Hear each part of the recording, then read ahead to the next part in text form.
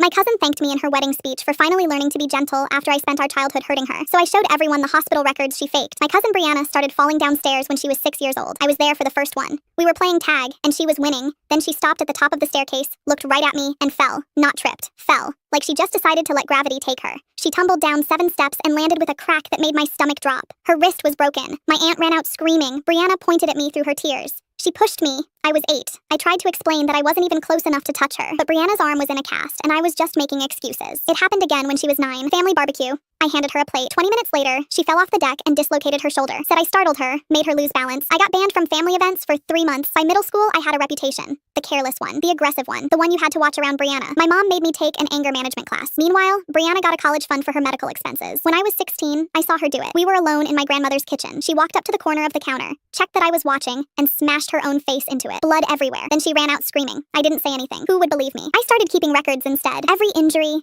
every date, every doctor's visit. I took screenshots of her social media posts where the timelines didn't match. I kept the text messages where she asked me to meet her alone, then showed up to family dinners with fresh bruises. I didn't want to go to the wedding, but my mom called me sobbing, begging me not to ruin this for Brianna after everything she'd been through. So I went. I wore a nice dress. I sat at a table in the back. I smiled for the photographer. The venue was beautiful. Brianna had always dreamed big, and her parents always gave her everything she wanted. During the speeches, people kept giving me sad looks. My uncle told me it was good that I finally grew up. My grandmother squeezed my hand and said, "We know you didn't mean it, sweetheart." Then it was Brianna's turn. She took the microphone, and her eyes were already wet. "I want to talk about someone special," she said. "My cousin." The room got very quiet. I spent a lot of my childhood in hospitals because of her. I was scared around her for a long time. But today, she's here, and she's been so careful, so gentle. She looked at me and smiled. "I forgive you. I hope you forgive yourself." 200 people turned to stare at me. Her new husband's family looked horrified. My mom was crying and mouthing thank you to Brianna like she just performed a miracle. Then Brianna started walking toward me, arms open, ready for her redemption hug in front of everyone. 12 years of being called dangerous.